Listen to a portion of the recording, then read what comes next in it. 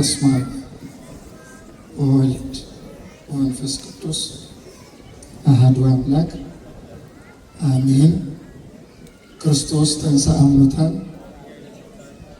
አሰሮ ለሰይጣን ሰላም ኮነ።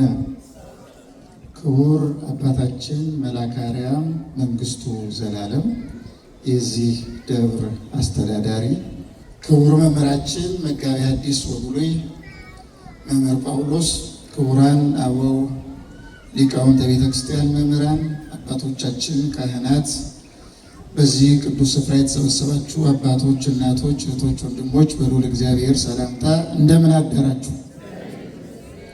እንደምን አደራችሁ? አሜን። አምላካችን እግዚአብሔር በቸርነቱ ጠብቆ ለዚህ ሰዓት ለዚህ ቀን ስላደረሰን የአምላካችን የእግዚአብሔር ስሙ የተመሰገነ ይሁን። ዛሬ እንግዲህ ጌታችንና አምላካችን መድኃኒታችን ኢየሱስ ክርስቶስ ሞትን ድል አድርጎ ከተነሳ ስንተኛ ሳምንት ላይ ነው ያለው? የትንሣኤውን ዕለት አንደኛ ብለን ትንሣኤውን የመጀመሪያ ብለን ካሰብን ልክ አብይ ጾምን ስናስብ የመጀመሪያውን እሁድ ዘወረደ ብለን እንደምናስበው እንደዛ አንድ ብለን ካሰብን አራት ነው የሚሆነው። ግን እሱን ትተን ደግሞ በአቆጣጠር ደረጃ ካሰብነው ስንተኛ ሳምንት ነው የሚሆነው? ሶስተኛ ሳምንት ነው የሚሆነው። እንግዲህ በአሃት አብያተ ክርስቲያናትም በኢስተርን ኦርቶዶክስ በሚባሉ በምስራቅ ኦርቶዶክሶችም ይሄ ጌታ ሞትን ድል አድርጎ ከተነሳበት ጊዜ ጀምሮ እስከ በዓለ ጰራቅሊጦስ ያሉት ጊዜያት 50 ዕለታት በጣም የተለየ ምስጢር ስላላቸው እንደ አብይ ጾም እያንዳንዱ ሳምንት የየራሳቸው ስያሜ አላቸው እና የመጀመሪያው ሳምንት በእኛም በእነሱም ኮመን አጠራር አለው። ከዛ በኋላ በእኛ ብዙ ምንባባቱ ተመሳሳይነት ቢኖራቸውም በሌሎች ግን ስያሜዎች ተሰጥቷቸው በአሃት አብያተ ክርስቲያናት ልክ ዘወረደ ቅድስት ምኩራብ እያልን እንደምንጠራው ታላቅ መሆኑን እንድንረዳና በእያንዳንዷ ሳምንት ከክርስቶስ ጋር እንዴት ባለ መንገድ እንድንዋሃድ ቤተክርስቲያን እንደምታደርገን ለማስረዳት እንዲያመች ስያሜ ይሰጣሉና የዛሬው ሳምንት ሶስተኛው የትንሣኤ ሰሙን ሳምንት ነው የሚባለው እና ስያሜው ምንድነው የሚባለው? የሕይወት ውሃ ሳምንት ነው የሚባለው። በአጠቃላይ የሚያጠነጥነው የመጀመሪያው ቶማስን በመጀመሪያው ሳምንት ለቶማስ ከሰጠ በኋላ በአብዛኛው መድኃኔዓለም ኢየሱስ ክርስቶስ ለእኛ የሆነልንን እና እኛ ከእርሱ ጋር ሊኖረን የሚገባውን ግንኙነት በተመለከተ ነው ስያሜዎች የተሰጡት። ስለዚህ ዛሬ ሶስተኛው ሳምንት የሕይወት ውሃ ሳምንት ይባላል።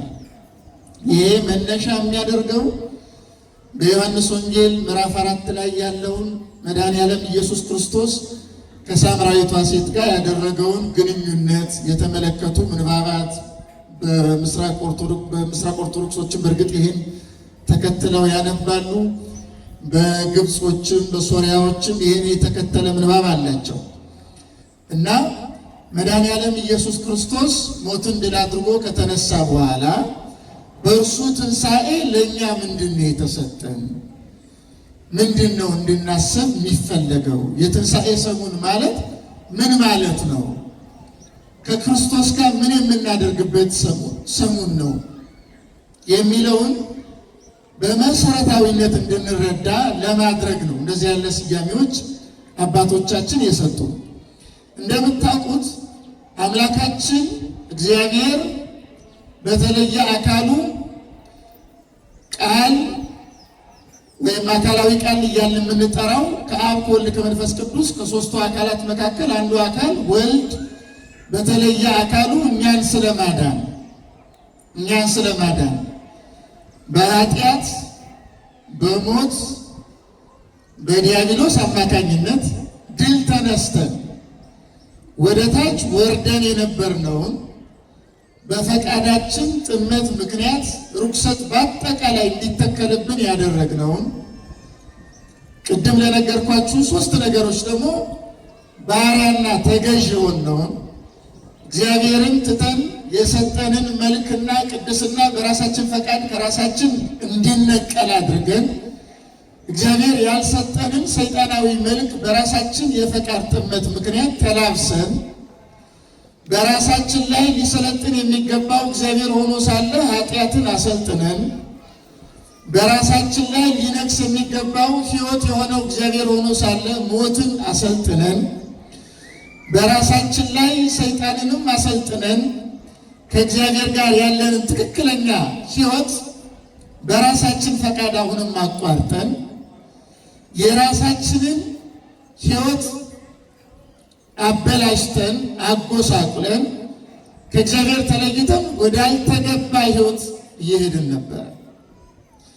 ያን ጊዜ ጥንት የፈጠረን እግዚአብሔር ስለማይመረመር ፍቅሩ ነውና አሁንም ወደ እርሱ ሊመልሰን የሚችለው እርሱ ብቻ ነውና በቃላት ልናብራራ በምንም አይነት አገላለጽ ልንገልጸው የማንችለው በጣም ፍቅሩ ወሰን የሌለው አምላክ ስለኛ ስለ ኃጥአን ስለ አመንዝራዎች ስለ አመፀኞች ከእርሱ ፈቃድ አፈንግጠው ስለሄዱ ምንም እንኳን እግዚአብሔር የማይፈልገውን ነገር በሐሳባችንም በንግግራችንም በገቢራችንም ብናደርግ እግዚአብሔር በማይመረመር ፍቅሩ ስለወደደ ከማይመረመርና ሊብራራ ከማይችል ፍቅሩ የተነሳ ስለ እኛ ስለ ኃጥአን ሲል ሰው ሆኖልናል።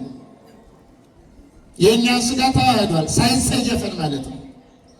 ይሄ በቃል እንግለጸው ብንል አንገልጸው። ዝም ብለን የሆኑ አገላለጾችን ልንጠቀም እንችላለን፣ አባቶቻችን የገለጿቸው። እነዚህ አገላለጾች ግን በጣም ብዙ ጉድለት ይኖርባቸዋል። የኢየሱስ ክርስቶስን ፍቅር መድኃኔዓለም ክርስቶስ ስለኛ ምን እንዳደረገ እያንዳንዳችንን በምን አይነት መንገድ እንደገዛን በምን አይነት መንገድ ወደ ራሱ እንደመለሰን በምን አይነት መንገድ ከሄድንበት የባርነት ሕይወት አስወጥቶ ትክክለኛ የሆነውን የነፃነት ሕይወት እንደሰጠን በቃላት መግለጽ አንችልም። አንዳንድ ጊዜ አንዳንድ ነገሮችን እንደው ሆነን ወይም ገብተንበት ካላየነው የማይገባን ነገር አለ። የሆነን ምግብ ጣዕም በአገላለጽ ብቻ የምናውቀው ከሆነ በተረጋገጠ መንገድ የዚያን ምግብ ጣዕም ልናረጋግጥና እንደዚህ ነው ብለን ልንናገር አንችልም። በቃላት ሰዎች የሚያብራሩትን ይዘን ከማብራራት በቀር ማለት ነው። እና እግዚአብሔርም ስለኛ የከፈለውን ዋጋ ያደረገልንን ነገር በጣም በጥንቃቄና ንጹሕ በሆነ አእምሮ ካላሰብነው በቀር ጥልቀቱንና ጣዕሙን ከፍታውን መረዳት አንችልም። እና አምላካችን ኢየሱስ ክርስቶስ ሰው ሆኖ ስለኛ የእኛን ሥጋ ተዋህዶ ከመገለጥ በከብት በረት ከመወለድ ጀምሮ በቀራንዮ አደባባይ እስከ መሰቀል ድረስ እኛ ልንከፍል የሚገባንን እያንዳንዷን ዋጋ ስለኛ ከፍሎ በእኛ ላይ ተጭኖ የነበረውን የባርነት ቀንበር በቸርነቱና በምሕረቱ ገፎ ነቅሎ ካስወገደልን በኋላ ልብ በሉ እኛ የገባንበት ድረስ ከፍቅሩ ጥልቀት የተነሳ መድኃኔዓለም ኢየሱስ ክርስቶስ ገባ። ግን በእያንዳንዱ ሂደት ሁሉን ነገር እየለወጠ ነው የመጣው። በልደቱ ልደታችንን ይለውጠዋል። ከእናት ከአባት ተወልደን ብቻ እንዳይበቃን ከእግዚአብሔር እንድንወለድ እርሱ ከእመቤታችን ከቅድስት ድንግል ማርያም በግዘፍ ይወለዳል። ረቂቅ ነው። ርቀቱ በቃላት አይብራራም። እንደው ዝም ብሎ የኛ ሊቃውንት ትንሽ ምናባዊ ስዕል ለመፍጠር ልክ አንድ አርክቴክት የሆነን ህንፃ ዲዛይን እንደሚያደርገው በእኛ ሕሊና ውስጥ የተወሰነ ምናባዊ ስዕል ለመፍጠር ያነጻጽራሉ። ከሁሉ ነፋስ ይረቃል፣ ከነፋስ ነፍስ ትረቃለች፣ ከነፍስ መላእክት ይረቃሉ፣ ከመላእክት ሕሊና መላእክት ይረቃል ምናምን ይሉና የሥላሴ የአካል ርቀት ከመላእክት የሕሊና ርቀት ጋር ሲነጻጸር የመላእክት የሕሊና ርቀት እንደ አምባ እንደ ተራራ በጣም የገዘፈ ነው ብለው የሥላሴ የአካላቸው ርቀት ማይብራራ ማይገለጽ በጣም ረቂቅ ረቂቅ ረቂቅ ረቂቅ ረቂቅ ረቂቅ እንደሆነ ይናገራሉ። እና ይሄ ረቂቁ አምላክ ምንም እንኳን ለባህሪው ባይስማማው ከሃሌ ሁሉ ስለሆነ ሁሉን ማድረግ የሚችል አምላክ ስለሆነ ለባህሪው በማይስማማ ግን ደግሞ በካህሊነቱ ሁሉን ማድረግ ስለሚችል በማይመረመር ምስጢር ረቂቅ የሆነው እርሱ ቃል ግዙፍ በሆነ ልደት ከእናታችን ከቅድስት ድንግል ማርያም በሥጋ ተወለደ። ለምን ይህን አደረገው? ይህን ያደረገው እኛ በኋላ ከእርሱ እሱ ረቂቅ ነው፣ እኛ ግዙፋን ነን። ከእርሱ በኋላ በጸጋ እርሱ በሰጠን ጸጋ በረቂቅ ከእናታችን ከአባታችን በተወለድንበት መንገድ ሳይሆን እሱ ባወቀ በማይመረመር ምስጢር በጥምቀት አማካኝነት የእግዚአብሔር ልጆች ሆነን በርቀት እንድንወለድ። ተመልከቱ፣ በእያንዳንዷ ሂደት እየገለበጠ ነው የመጣው። እየገለበጠ እያደሰ ነው የመጣው። ያን አላብራራም። በአጠቃላይ ግን ወደ መቃብሩ ጋር ላምጣችሁና ከመቃብር በኋላ ስላለ ጉዳይ ደግሞ ላሳያችሁ። ጌታ ወደ መቃብር ከመግባቱ በፊት መቃብር ምንላት ቦታ በአዳም ኃጢአት ምክንያት ሰዎች ተፈርዶባቸው የሚገቡበት ቦታ ናት። መቃብር በኃጢአት ምክንያት እንገባበት የነበረው ፈርሰን በስብሰን ለመቅረት ነው። ስጋችን ሊፈርስ ሊበሰብስ ማለት ነው። ያን ያመጣው ምንድን ነው? ኃጢአት ነው። ኮንስኩዌንስ ኦፍ ሲን ይባላል። የኃጢአት ውጤት በእኛ ንዴተ ህላዌ እንላለን። ይሄ መዋቲነት፣ መሞት፣ መፍረስ፣ ኮራፕቲቢሊቲ፣ ፈራሽ በስፋሽ መሆን፣ ወራዳ ጎስቋላ መሆን በኃጢአት ምክንያት የመጣ ነው። መድኃኒዓለም ምን ያደረገ? የእኛ ስጋ ተዋሃደ። የእኛ ስጋ ተዋህዶ ስለኛ ሰው ሆኖ መከራ ተቀብሎ በመስቀል ሞት ሆኖ ሞት የማይስማማው እሱ ሞት የሚስማማውን የኛ ስጋ ተዋሃደና ከቸርነቱ ብዛት የተነሳ በእኛ ላይ የሰለጠነችውን ሞት በሞቱ ሊነቅላት ስለኛ ሞትን በስጋ ቀመሰ። ከዛ ወደ መቃብር ገባ። ልክ ጌታችን ወደ መቃብር ሲገባ ለወጠ ታሪክ። በአዳም ምክንያት አዳምን የአዳም ልጆችን ወደ መቃብር ሲገቡ የረከሱ ይባሉ ነበረ። መቃብር የነካ የረከሰ ይባል ነበረ። መቃብር አካባቢ የሄደ የረከሰ ይባል ነበረ። መቃብር ውስጥ የገባ ይፈርስ ይበሰብስ ነበረ። መድኃኒዓለም ክርስቶስ ስለኛ ሲል በቸርነቱ ወደ መቃብር ገባ። ልክ እርሱ ወደ መቃብር ሲገባ ይዛ አፍርሳ አበስብሳ ታስቀር የነበረችው መቃብር ክርስቶስ ሲገባባት ሕያዊት ወላጅ አድርጎ ለወጣት። ይህ በጣም ይገርማል። አንዱ የምንወለደው ልደት ከመቃብር ነው። ከመቃብር እንወለዳለን። አሁን ወደ መቃብር የምንገባው ፈርሰን በስብሰን ለመቅረት አይደለም። ልክ ነው፣ ስጋችን ይፈርሳል። ግን የምንፈርሰው ለመነሳት ነው። ገበሬ ዘር የሚዘራው ዘሩ እንዲያበቅል ነው። ወደ መቃብር የምንገባው ለመቅረት አይደለም፣ ለመውጣት ነው፣ ለመነሳት ነው። ስለዚህ ጌታ ወደ መቃብር ሲገባ በገባበት ቅጽበት መቃብሯንና አካባቢዋን ገነትን አስመሰላት። ኦግስቲን የተባለ ሊቅ እንደሚናገረው ገነትን አስመሰላት። በሰማይ ይቀርብ የነበረውን ምስጋና ጎትቶ አመጣውና በመቃብር እንዲቀርብ አደረገ። በዚያው በመቃብሩ ስፍራ ሕያውነቱን ደግሞ አስመሰከረ። መላእክትን አቆመ። ከዛ በኋላ መላእክት እሱን ድል አድራጊነት፣ ሕያውነት፣ አሸናፊነት እንዲመሰክሩ አደረገ። ያችን የመቃብር አካባቢ ባረካል፣ ቀደሳል። በዛች የመቃብር አካባቢ ላይ ሰይጣን ድል እንደተደረገ፣ ኃጢአት ድል እንደተደረገ፣ ሞት ድል እንደተደረገ እንዲገባን ደግሞ የመግነዙን ጨርቅ በመቃብሩ ላይ ጣለው። ይህን ያደረገው ለሌላ አይደለም። ሰውነቱን ማንም ሊይዘው እንደማይችል በታተመ መቃብር ክፈቱልኝ፣ መግነዝ ፍቱልኝ ሳይል በታላቅ ግርማ በታላቅ ኃይል በእኛ ላይ የሰለጠነውን ሞት በመለኮታዊ ስልጣኑ ሽሮ፣ ኃጢአትን ሽሮ፣ ሰይጣንን ሽሮ። በነገራችን ላይ መድኃኒዓለም ክርስቶስ እኛን ከኃጢአት ከሰይጣን ከሞት ነፃ እንዳወጣ የተረጋገጠው በትንሣኤው ነው። ትንሣኤ የሚባለው ቀላል ነገር አይደለም። በነገራችን ላይ ሰላምታውን በእኛ ቀን ምንለው ይሄ ክርስቶስ ተንሥአ እሙታን በዐቢይ ኃይል ወሥልጣን አሰሮ ለሰይጣን ምንለው በኢትዮጵያ ኦርቶዶክስ ተዋሕዶ ቤተክርስቲያን በዚህ አይነት እንበለው እንጂ ይህንን ሰላምታ የማያቀርብ ቤተክርስቲያን የለም። በዓለም በክርስቶስ አምናለሁ የሚል ፕሮቴስታንቶች እዚህ ያሉ በኢትዮጵያ ያሉ ትንሽ ፍሬናቸውን ለቀቅ ስላደረጉ ራቅ ስላሉ ከምስጢር ብዙ ብለው እንትን ይላሉ። አንግሊካን ቸርች በዓለም ነው የምነግራችሁ ክርስቶስን እናምናለን የሚሉ ይህን የትንሣኤ ጊዜ ሰላምታቸው ይለወጣል። አጭር የሰላምታ አቀራረብ አላቸው። በእርግጥ ምስራቅ ኦርቶዶክሶችም ኦሪየንታል ቸርች የሚባሉት አጭሩ ሰላምታቸው ምንድን ነው? በአንድ ወገን ያሉት ክርስቶስ ተነሳ ይላሉ። Christ is raised from the dead። ከሞት ክርስቶስ ተነሳ በአንድ ሳይድ ያሉት ይላሉ።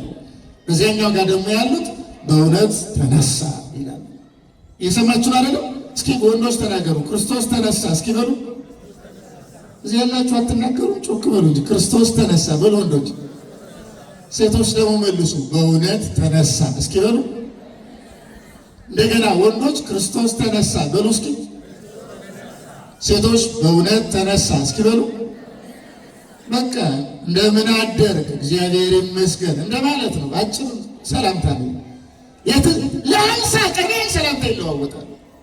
ትንሣኤ ለዋጭ ነው። ትንሣኤ ከሌለ በነገራችን ላይ አሁን አዕማደ ምስጢር ምንለው ትምህርት ሥላሴ ከንቱ ነው የሚሆነው፣ ሥጋዌ ከንቱ ነው የሚሆነው። ልብ በሉ። ትንሣኤ ከሌለ ስለ ሥላሴ መማር ምንም ጥቅም የለውም። ትንሣኤ ከሌለ ስለ ሥጋዌ መማር ምንም ጥቅም የለውም። ትንሣኤ ከሌለ ምስጢረ ጥምቀት ጥቅም የለውም። ትንሣኤ ከሌለ ቁርባን ጥቅም የለውም።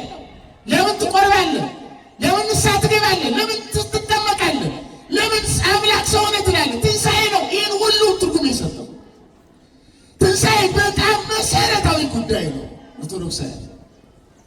ስለዚህ ማንም ክርስቲያን በአዲስ ኪዳን ሕይወቱ ትንሣኤያዊ ካልሆነ መዳንም አይችልም፣ መዳንም መጽደቅም አይችልም። ለዚህ ነው በእያንዳንዷ ሳምንት ሰው መዳን የሚችለው ከክርስቶስ ጋር ሲሆን ነው። ክርስቶስን ከራሱ ጋር ካደረገ ነው። አሁን ተመልከቱ፣ የዛሬው ሳምንት ይህ ሳምንት የሕይወት ውሃ ሳምንት ይባላል ስንል ምን እያለ ነው? የሕይወት ውሃ የምንለው ዝም ብሎ ከውሃ የሆነ ውሃ ናቹራል ውሃ ተፈጥሯዊ ውሃ አይደለም። ኤችቱኤ አይደለም፣ ኤችቱ አይደለም፣ እሱ አይደለም። የሕይወት ውሃ የተባለ ክርስቶስ ራሱ ነው። ልብ በሉ። ቅዱስ ዮሐንስ አፈወርቅ እንደዚህ ይላል፣ ሁሉን የሚጠቀልል ፍቅር ኢየሱስ ክርስቶስ ነው። ኢየሱስ እንዲህ ይልሃል ይላል፣ አንተ ፈልገህ እኔ የማልሆንልህ ምን ነገር አለ? እስኪ ምንድን ነው የምትፈልገው? የሕይወት ውሃ ትፈልጋለህን? የሕይወት ውሃ እኔ ያለውልህ። የሕይወት ምግብ ትፈልጋለህን? የሕይወት ምግብ እኔ ያለውልህ። የማያረጅ የማይቀደድ ሕያው የሆነ ልብስ ትፈልጋለህን? የማያረጅ የማይቀደድ ልብስ እኔ እሆንልሃለሁ። እረፍት ትፈልጋለህን? ጊዜያዊ ሳይሆን ዘላለማዊ እረፍት እኔ እሆናለሁ። ደስታ ትፈልጋለህን? ደስታ ማለት እኔ ነኝ። እኔ ውስጥ ስትገባ ደስታ ታገኛለህ። ሰላም ትፈልጋለህን? ጊዜያዊ ሰላም አይደለም፣ ኃላፊ ሰላም አይደለም፣ የሆነ ነገር የሚረብሸው ሰላም አይደለም። አማናዊ ሰላም እኔ እሆናለሁ። ፍቅር ትፈልጋለህ? ፍቅር እኔ እሆናለሁ። በአጠቃላይ አንተ ፈልገህ ሌላው ቀርቶ ወገብህ ሰሏል፣ መራመድ አቅቶሃል፣ የሕይወት በትር እኔ እሆናለሁ ይላል። ክርስቶስ ለእኛ ሊሆንልን የማይችለው ምንም ነገር የለም። ሌላው ቀርቶ እንዲያውም ምንድን ነው የሚለው? ወንጌል ላይ የተጻፈውን ማዕከል አድርገው እነ ቅዱስ ዮሐንስ አፈወርቅ፣ ባስልዮስ ዘቂሳርያ እንደዚህ ያሉ ታላላቅ አባቶቻችን በቃ ክርስቶስ ለእኛ ሊሆንልን የማይችለው ምንም ነገር ስለሌለ ክርስቶስ እንደዚህ ይለናል፣ ብታምንና ወደ እኔ ብትቀርብ እኔ ለአንተ ወንድም እሆናለሁ፣ እኔ ለአንተ እህትም እሆናለሁ፣ እኔ ለአንተ ልጅም እሆናለሁ፣ አንተ ለእኔ እናትም ትሆናለህ። በጣም አይገርማችሁ? አባትም እሆናለሁ፣ እናትም እሆናለሁ፣ ልጅም እሆናለሁ ይላል እግዚአብሔር። ማቴዎስ ወንጌል ምዕራፍ 12 ቁጥር 47 ላይ ያንብቡ። በሰማይ ያለውን የአባቴን ትእዛዝ የሚጠብቅ ሁሉ እርሱ ወንድሜ፣ እህቴ፣ እናቴም ነው ይላል። በጣም አይገርማችሁ? እናቴ። እኛ አሁን ለክርስቶስ እናት ልንሆን እንችላለን። በእሱ ባወቀ በማይመረመር ምስጢር እናቴ ትሆናላችሁ። በጣም አይገርማችሁ?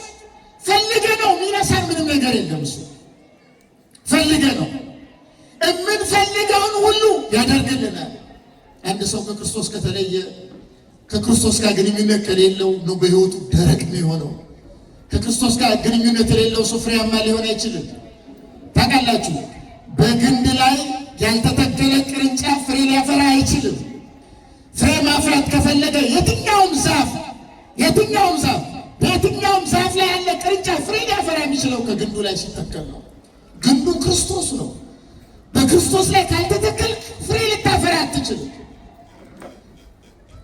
የምግባርም የእምነትም የንጽህናም የቅድስናም የመረዳትም የማስተዋልም የልዕልና በተለይ ወደ እግዚአብሔር መንግሥት የመነጠቅ ክንፍ የምታገኘው ከክርስቶስ ጋር ስትጣበቅ ብቻ ነው።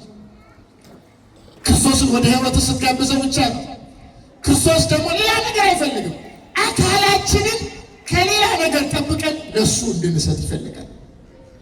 የትንሣኤ ሰሞን ማለት ነው። በነገራችን ላይ የምንነሳው በሌላ ነገር አይምሰላችሁ። የምንነሳው መጀመሪያ ወደ አማናዊ፣ በኋላ ኃጥአንም ይነሳሉ። ትንሣኤ ዘላሳ የውርደት ትንሣኤ ይባላል። ይሄ ልክ እንደ ሰይጣን ለመሆን ማለት ነው። በዚህ ምድር ላይ ዘረኛ የነበረ፣ በዚህ ምድር ላይ ሌባ የነበረ፣ በዚህ ምድር ላይ ገዳይ የነበረ፣ በዚህ ምድር ላይ ዝርክርክ የነበረ፣ በዚህ ምድር ላይ ቬንግሎሪያ ያለበት፣ የከንቱ ውዳሴ ያለበት፣ ይሄ በጣም አሉባልታ፣ ይሄ ቫኒቲ የሚባል ነገር ደግሞ አለ። በጣም አደገኛ ኃጢአት፣ በጣም አደገኛ አበይት ከሚባሉ በጣም ዋና ከሚባሉ 7 ኃጢአቶች አንዱ ከንቱነት፣ ዝም ብሎ ማውራት፣ ዝም ብሎ መንጫጫት፣ የሚያደርጉትን ነገር አለማወቅ፣ መስረክረክ፣ ቫኒቲ፣ ከባድ ኃጢአት። ከነዚህ በአጠቃላይ መነቀል ካልቻል ከክርስቶስ ጋር እንዴት ልንዋሃድ እንችላለን? ትንሣኤ የሚባለው መጀመሪያ የህሊና ነው። የህሊና ከዛ በኋላ ህሊና ከተነሳ ንባብ ይስተካከላል፣ ንግግር ይስተካከላል። ዳዊት እንዳለው በዘጎ ያነብ መዓልተ ወሌሊተ ወይከውን ከመ ዕፅን ተተክልት ኀበ መዋዘማይ። ልክ በውሃ ጋር የተተከለች ተክል ዕለት ዕለት ፍሬ እንደምትሰጥ እንደዛ ውሃ የተባለ ክርስቶስ አጠገብ የተተከለ ዛፍ ሆነ እርሱን እንጠጣዋለን። የሕይወቱ እርሱ ነው። ቃሉን እንጠጣለን፣ ደሙን እንጠጣለን። ራሱን በመስዋዕትነት ቅዳሴ ሲቀደስ ትሰማላችሁ። በቅዳሴ ውስጥ ክርስቶስ በአፍንጫችን በጣም መልክ ይገባል። ምንባባት ሲነበቡ አሁን ምንባባት እንዴት ባለ መንገድ ይነበባሉ? እግዚአብሔር ነው የሚያውቀው። እንግዲህ በየአድባራቱ ማለት ነው። ምንባብ ሲነበብ ኦርቶዶክስ አስተምሮ በቅዳሴ ትክክለኛ የወንጌል ቦታ የሚባለው ቅዳሴ ነው። ቅዳሴ ላይ ምንባብ ሲነበብ ካህኑ በጥንቃቄ ካልሰማ እስከ መወገዝ ድረስ ያደርሰዋል። ምዕመናንም በጥንቃቄ ካልሰሙ ቅዳሴ ላይ ምንባብ ሰምቶ ያልገባው ሌላ ቦታ አይገባው። ምንባቡ ቅዳሴ ላይ ሲነበብ፣ መልእክታት ሲነበቡ፣ ወንጌል ሲነበብ የሚባለው ሊተርጂ ኦፍ ወርድ ነው የሚባለው፣ የቃል መስዋዕት። ወንጌሉ ሲያነብ ካህኑ የሚያነበው ኢየሱስ ክርስቶስን ነው። ምን እያደረገ ነው? ክርስቶስን በቃልነት በእኛ ጆሮ ላይ እየሰዋው ነው። ተመልከቱ። በመንበሩ በታቦቱ ላይ ህብስትና ወይን ይቀርባል፣ ስጋና ደም ሆኖ ይፈተታል። ያ የተፈተተውን በምላሳችን እንቀምሰዋለን። ምንባብ ሲነበብ ደግሞ ካህኑ ሰዋኢ ሆኖ ክርስቶስ መስዋዕት ሆኖ በቃልነት ይሰዋል፣ በጆሮአችን እንቀምሰዋለን። ቀላል አይደለም የቅዳሴ ምንባብ። እያንዳንዱ አካል ለክርስቶስ ነው የምትሆነው በቅዳሴ ውስጥ። ስለዚህ የሕይወት ውሃ ነኝ ይላል ክርስቶስ። በእኛ ሕይወት ውስጥ ፍሬ እንዲኖር፣ ቅድስና እንዲኖር፣ ንጽህና እንዲኖር፣ የትንሣኤ ነገር እንዲኖር ከተፈለገ ክርስቶስ ወደኛ መግባት አለበት። የሚጀምረው ከሐሳብ ነው ብያቸዋለሁ። ሐሳብ ካልተስተካከለ ንግግር አይስተካከልም። ንግግር ካልተስተካከለ ገቢር አይስተካከልም። በሶስቱም ወገን ሞተን ልንገኝ ደግሞ እንችላለን። ባጭሩ አንድ ነገር በዚህ ተናግሬ ላብቃ። ጌታ በመዋዕለ ሥጋዌ በነበረበት ጊዜ ከዚህ ከትንሣኤ ጋር የተገናኘ ነገር ነው የምነግራችሁ። 3 ሙታንን ከሞት አስነስቷቸዋል እና ቅዱስ ቄርሎስ ዘእስክንድርያ እንደዚህ ኦግስጢኖስ የተባሉ ሊቃውንት ይህን ከኛ ሕይወት ካገናኝተው ይናገራሉ። ባጭሩ እሱ ልናገር። ያስነሷቸው 3ቱ ሙታን የሚባሉት አንደኛ የሹሙ ልጅ ናት። ማርቆስ ወንጌል ምዕራፍ 5 ቁጥር 35 ጀምሮ የምናገኘው ምንባብ አለ። እዛ ላይ የሹሙ ልጅ ሞታለች፣ የነበረችው እቤቷ ነው። አስከሬኗን አላወጡ። እቤት እንዳለች እያለቀሱላት ሳለ ጌታ ይመጣና ያስነሳታል። ልብ ብላችሁ አድምጡ። ሞታ ነበረ፣ አስከሬኗ አልወጣም፣ የነበረችው እቤት ነው። አንድ ሁለተኛ የመበለቲቱ ልጅ አለ። ሉቃስ ወንጌል ምዕራፍ 7 ቁጥር 14 ላይ ሞቶ አስከሬኑን ከቤት አወጥተው በአደባባይ እየወሰዱት እያለ መበለቲቱ እያለቀሰች ደረት እየደቃች ከኋላ ስትከተል ልጁ አስከሬኑን ተሸክመው አደባባይ ላይ እያሉ ጌታ ይደርሳል። ሶስተኛ አልዓዛር የተባለ ሰው እናውቀዋለን። ሞቶ በአደባባይ ወስደው ቀብረው ወደ መቃብር ገብቶ 4 ቀን ሞልቶታል በመቃብር። እነዚህ 3 ሙታን ጌታችን ከሞት አስነስቷል። እነዚህ 3 ሙታን በእኛ ሕይወት ይተረጎማሉ። ምን አድርገው ይተረጉሟቸዋል? በመጀመሪያ 3ቱን ማስነሳቱ ጌታ በ3ኛው ቀን ሞትን ድል አድርጎ የሚነሳቱ ምሳሌ ያደርጋል ቅዱስ ቄርሎስ ዘእስክንድርያ። ሁለተኛ መንፈሳዊ መልእክት አንዱ ክርስቶስ በትንሣኤው በ3ኛው ቀን ሞትን ድል አድርጎ በመነሳቱ ልብ በሉ ከእኛ 3 ነገሮችን ያስወግዷል። ቅድም ነግሬያቸዋለሁ። አንደኛ ሰይጣን እንዳይገዛን አድርጎናል። ሁለተኛ ኃጢአት እንዳይገዛን አድርጎናል። ኃጢአት እንዳይገዛን ሲራራ ሰዓት ይወስዳል። ኃጢአት አሁን እየገዛን አይደለም ወይ ብለን ጥያቄ ብንጠይቅ በጣም እየገዛን ነው። የሚገዛን ክርስቶስ እንዳይገዛን ስላላደረገ ነው ወይ ብለን ብንጠይቅ ክርስቶስ እንዳይገዛን አድርጎ ነበረ፣ እንዳይሰለጥንብን አድርጎ ነበረ። ግን እንዳይሰለጥንብን ሲያደርግ ግን ነፃ ፈቃዳችንን አልነቀለብንም። ነፃ ፈቃዳችንን ስለተወው ነፃ ፈቃድ የሌላቸው ማድረግ የሚገባው ቢሆን ኖሮ ጥንቱን እግዚአብሔር አዳምን ሲፈጥረው ነፃ ፈቃድ ያለው አድርጎ ከመፍጠር ይልቅ ነፃ ፈቃድ የሌለው አድርጎ ቢፈጥረው የተሻለ ነበር፣ ያሰኝ ነበረ። እንደዛ ደግሞ ትክክል አይደለም፣ ትክክል አይደለም። እግዚአብሔር ለእኛ ነፃነትን ሰጥቶ መፍጠሩ ነፃነት ባይሰጠን ኖሮ ወይም ነፃነት ሳይሰጠን ከመፍጠሩ የተሻለ ስለሆነ ነው ነፃነት የሰጠን። በራሳችን ፈቃድ እንደምንጠፋ ያውቃል። እንዳንጠፋ አድርጎ መፍጠር ይችላል። እንዳንጠፋ አድርጎ ቢፈጥር ኖሮ የተሻለ መስሎ ይታየን ይችላል። የተሻለ መስሎ ቢታየን ግን ለምንድን ነው የተሻለ መስሎ የሚታየን? ቅዱስ ኤፍሬም ሶርያዊ የቤተክርስቲያን ዝማሬ በሚለው መጽሐፍ ላይ እንደተናገረው በሽተኛ ስለሆነ ብቻ ነው። እግዚአብሔር ለእኛ የሚጠቅም ሆኖ ያልሰጠን ምንም ነገር የለም። እግዚአብሔር ይሄ አንደኛ፣ ሁለተኛ እንደዚህ አድርጌ ብሰራው እስቲ ቆይ ጥሩ ይሆን እንደገና ደግሞ ጥሩ ካልሆነ እንዲያድርግ ያስተካክላለሁ እያለ ልክ እንደሆነ ሰራተኛ እንደዛ እያስተካከለ የሚሰራ አምላክ አይደለም። እግዚአብሔር በስራው ነውር ነቀፋ የለበትም። የእኛን ካራክተር ጠባይ ነው የሚያሳየው፣ የእኛን ብልሽት ነው የሚያሳየው። ልብ በሉ። አሁን አንደኛይቱ ልጅ ሞታለች፣ አስከሬኗ ቤት ነው ያለው። መድኃኒዓለም ክርስቶስ እያለቀሱ እያለ እቤት ገባና ያችን ልጅ ከሞት አስነሳ። ይህ የእኛ ምሳሌ ነው። እቤት ውስጥ እያለች ሞታ ነበረ ማለት አሁን ብዙ ክርስቲያን በውስጡ ከእግዚአብሔር ጋር ተለያይቷል። ሰዎች አያውቁም። ገና ብዙ ሰው ለለቅሶ አልመጣም፣ ወደ ውጭ አልወጣም። ገና ነው የሞተችው፣ ትኩስ ነው። እቤት ውስጥ ነው የነበረችው፣ አስከሬኗ አልወጣም። ለቅሶ ላይ እያሉ ብዙ ሰው ሳይሰማ ነው ክርስቶስ የመጣው። እውጭ ያሉት አያውቁም፣ ውስጥ ብቻ ያሉት። በውስጣችን በአስተሳሰባችን የሞቱ ሰዎች አለን፣ የቆሸሹ ሰዎች አለን። ሰይጣን የተቆጣጠረን አለን፣ ኃጢአት የተቆጣጠረን አለን፣ ሞት የሰለጠነብን አለን። ያልተነሳ ልቡና፣ ሰዎች አለ። መድኃኒዓለም ክርስቶስ ግን ይመጣል።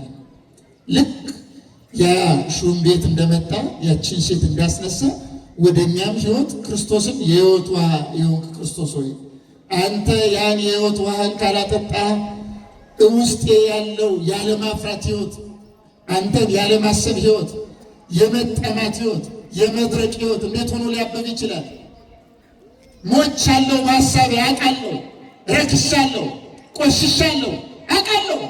አንተ ወደ እኔ ካልመጣ፣ አንተን ካልጠጣው፣ ከእኔ ጋር አንተ በጸጋ ካልተዋሃድ እንዴት ሆኖ ሊነቀልል የሚችለው ብለን ክርስቶስን በትንሽዬ ፍላጎት ፈቃዳችን ትንሽ ውስጣችን ቆሻሻ ቢኖር እንኳን ኃጢአት ቢሰለጥንብን እንኳን ትንሽ የቀዳዳ ኖሮ እባክህ ልጠጣ እፈልጋለሁ ካልነው ክርስቶስ ይመጣል።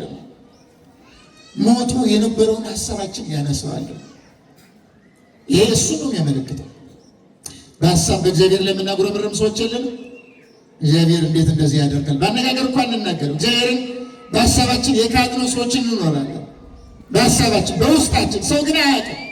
ቤተክርስቲያን ልንመጣ እንችላለን፣ ልናስቀድስ እንችላለን፣ ልንጸልይ እንችላለን፣ ልንመጸውት እንችላለን፣ ብዙ ነገር ልናደርግ እንችላለን። በውስጣችን ግን እግዚአብሔርን ክደነው የምንጠረጥረው እንዴት እንዲያደርጋል?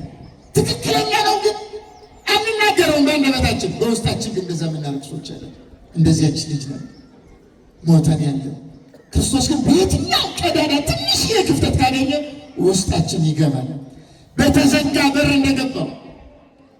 ለዛ ነው በተዘጋ መግባቱ ተዘግተ እንኳን ቢሆን ትንሽ ፈቃድ ካለ እገባለሁ ወደ ውስጥ። ደጅ ላይ ቆሜ አንኳኳለሁ የሚለው እኮ ለዛ ትንሽዬ ፈቃድ እፈልጋለሁ፣ ትንሽዬ ዝንባሌ እፈልጋለሁ። ሸርተት ካልክልኝ፣ ዘንበል ካልክልኝ ውስጥ እገባለሁ።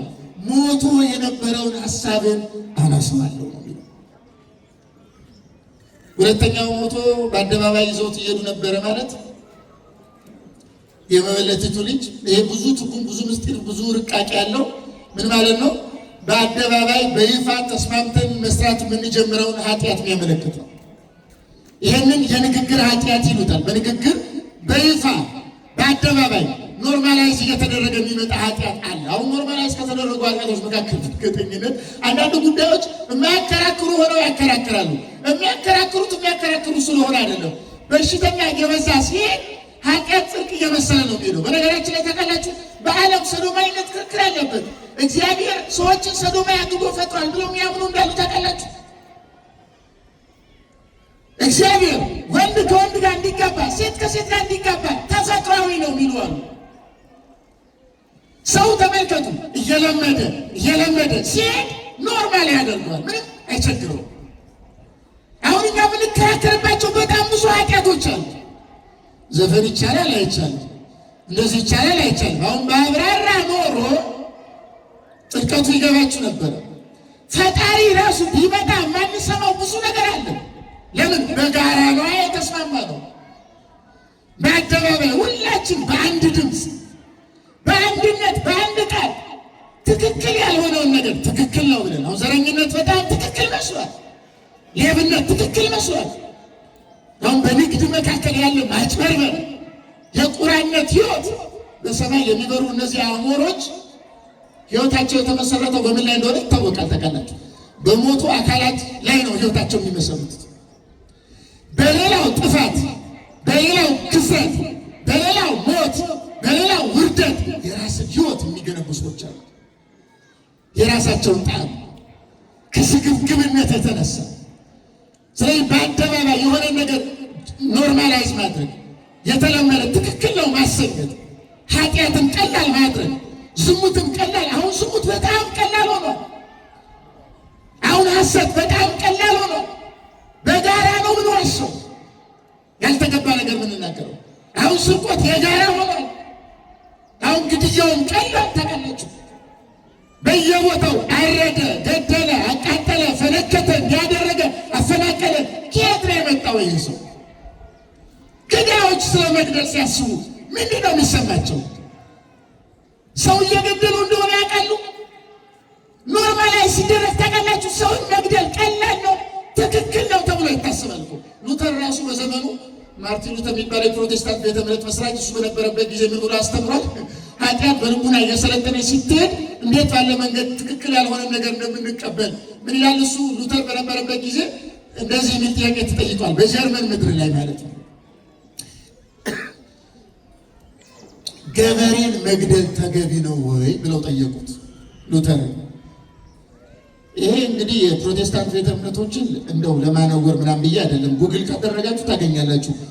ኦን ሉተር ስፕሪች ብላችሁ ሰርች ብታደርጉ ያመጣላችኋል። በጣም ቀላል ጉዳይ ስለሆነ ገበሬ መግደል ኃጢአት ነውን ብለው ሲጠይቁት ምን አለ? ገበሬ መግደል ማለት ከቤት ውስጥ ያለ ቆሻሻ መጥረግ ማለት ነው። ስለዚህ እግዚአብሔር እንደ ኃጢአት ስለማይቆጥረው ግደሉ አለ። አሁን ይሄን ያለው ማን ነው? ይሄን ያናገረው? እግዚአብሔር እንደዛ ሊያናግር ይችላል? የወንጌል አማኝ ነኝ ነው የሚለው። በእግዚአብሔር ዘንድ ገበሬ ከሌላው ያንሳል? ሰው ከሰው ይለያያል? በእግዚአብሔር ዘንድ አንተ ባለጸጋ ነህ፣ አንተ ዶክተር ነህ፣ አንተ ፕሮፌሰር ነህ፣ አንተ ፓይለት ነህ፣ አንተ ኢንጂነር ነህ፣ አንተ እንደዚህ ነህ የሚባል ነገር አለ? መንግስተ ሰማያት ዶክተር አለ፣ ስፔሻሊስት አለ? ወዳጄ ማንም ሰው ከማንም በሰበና አይበልጥም። ማንም ኃጢአተኝነትና ነውረኝነት ግን እርስ በርሳችን አንድ መሆናችን ሁሉ እንዳናስብ አድርጎናል። ስለዚህ የተለመደ ኃጢአት ነው። ታለቅሳለች መበለቲቱ። አንድ ልጅ ነው ያላት፣ ሞቶባታል። አስከሬኑን ሰው እየሄዱ ነው። መበለቲቱ የቤተክርስቲያን ምሳሌ ናት። በአደባባይ ኃጢአት ስንሰራ አማናዊቷ ቤተክርስቲያን የቅዱሳን ህብረት ዘር የሌለባት ልዩነት የሌለባት በቅድስና የተመሰረተች እግዚአብሔር በደሙ የዋጃት የመላእክት አንድነት፣ የነቢያት አንድነት፣ የሰማዕታት አንድነት፣ የደናግላን አንድነት ታለቅሳለች። ኋላ ስታይ ክርስቲያኖች ነን፣ መስቀል አድርገናል። በአደባባይ ዘረኝነታችን ስንገልጥ፣ በአደባባይ ስንጨካከል፣ ስንገዳደል፣ ስንገፋፋ፣ ስንናናቅ የሕይወቱ ክርስቶስ ርቆን በነፍሳችን ደርቀን ውስጣችን ቆስሎ ስታይ ታለቅሳለች። ሞተ ልጅ ብላ ሊቀብረው ነው እያለች ማለት ነው። መድኃኒዓለም ክርስቶስ ይመጣና ረጋ በይ፣ ቀስ በይ፣ አይዞሽ፣ በርቺ፣ ተረጋጊ ይልና አንተ ጎበዝ ተነስ ይለዋል። ተመልከቱ። ኃጢአት የሰለጠነበትን ሕይወት በአንደበታቸው በኃጢአታቸው ያለ ኀፍረት ያልተገባ ነገር የሚናገሩ ሰዎችን ዳዊት እንዳለው የሽንገላ ከንፈር፣ የከንቱነት ከንፈር፣ እነዚህን በሙሉ መድኃኒዓለም ክርስቶስ ይሽራቸዋል፣ ያስወግዳቸዋል። ስለዚህ ሁለተኛ ልንነሳ የሚገባን ከአነጋገር በይፋ ከምንሰራው የአንድነት ኃጢአት ከዚህ ራሳችን ነፃ ልናደርግ ያስፈልገናል። ሶስተኛው አልዓዛር የተባለው ሰው እንደምታውቁት በመጽሐፍ ተጽፏል። ሞቷል።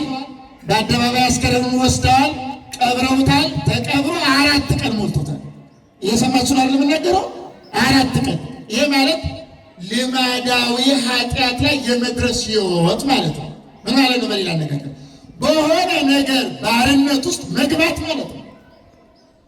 መግባት ለእግዚአብሔር ሳይሆን ለሆነ ነገር ባሪያ መሆን፣ ተገዢ መሆን፣ ሱሰኛ መሆን፣ በዚያ ነገር ቁጥጥር ውስጥ መግባት ማለት ነው።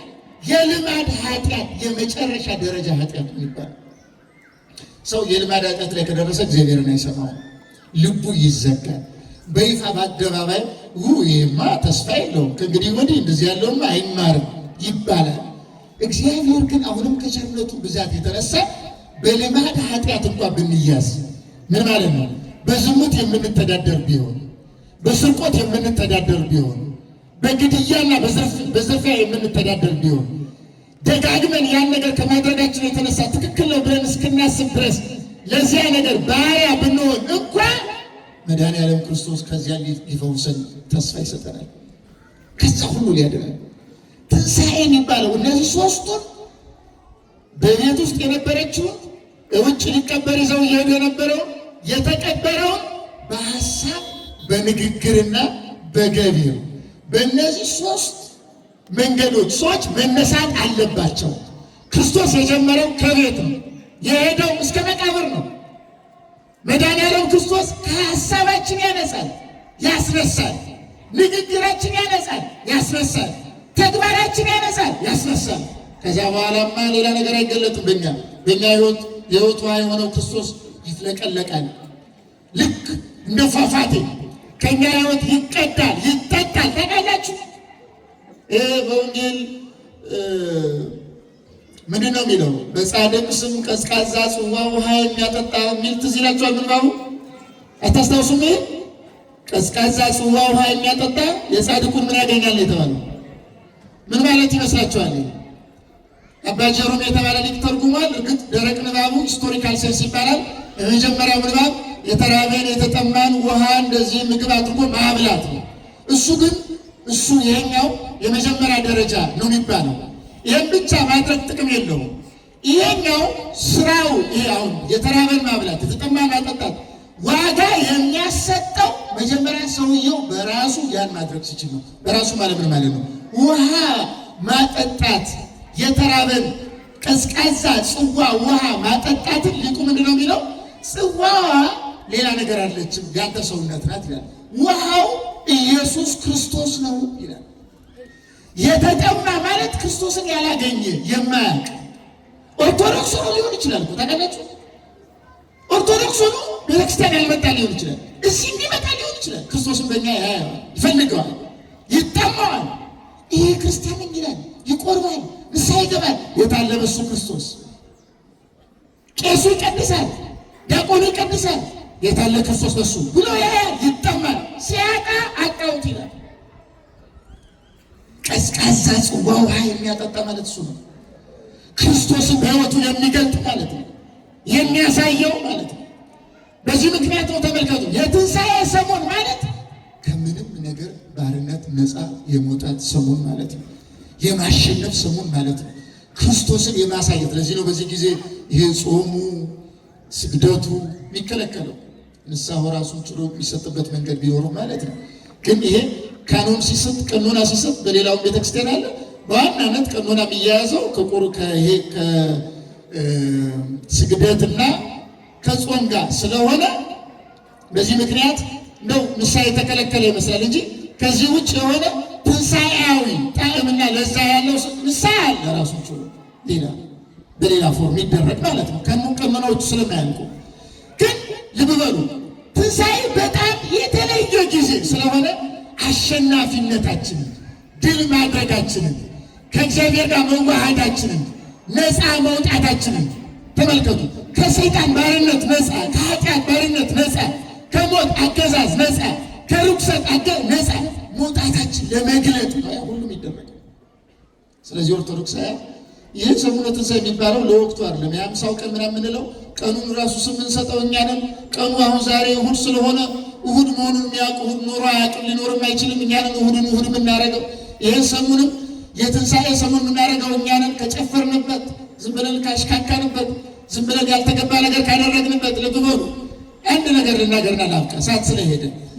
ኃጢአት በጌታ የበዓላት ዕለት ሲፈጸምና ከጌታ የበዓላት ዕለት ውጭ ሲፈጸም እኩል አይደለም። ይህም በደንብ አድርገን ማወቅ ያስፈልገናል። ለምሳሌ ኃጢአት ደረጃው እንዴት እንደሚሆን ልንገራችሁ። አንድ ሰው ቢገድል የገደለው የማያውቀውን ሰው ከሆነ ገዳዩ አንድ ጥፋት አጠፋ ነው የሚባለው። ሰው ገደለ በሚል ብቻ የሚከሰሰው። ሁለተኛ ነገር ልንገራችሁ። የገደለው ወንድሙን ከሆነ ደግሞ የሚቆጠርበት እንደ አንድ ኃጢአት አይደለም፣ እንደ ሁለት ኃጢአት ነው የሚቆጠረው። አንደኛ ወንድምህን ገላል ተብሎ፣ ሁለተኛ ግድያ የምትባለውን ነገር ፈጽማል ተብሎ። ወንድም ስለመሆኑ ስለመግደሉ በሁለት ኃጢአት ይቆጠርበታል። በሌላ በኩል ልብ በሉ፣ ቃየል አቤልን ሲገለው ቅዱስ አፈወርቅ የቆጠረበት በሶስት ኃጢአት ነው። አንደኛ ለመጀመሪያ ጊዜ የመጀመሪያ ገዳይ ሆናል ብሎ ቆጠረበት፣ አንድ ኃጢአት አለ፣ የመጀመሪያ the first killer ብሎ። ሁለተኛ ደግሞ ወንድምህን ገላል አለ። ሶስተኛ አትግደል።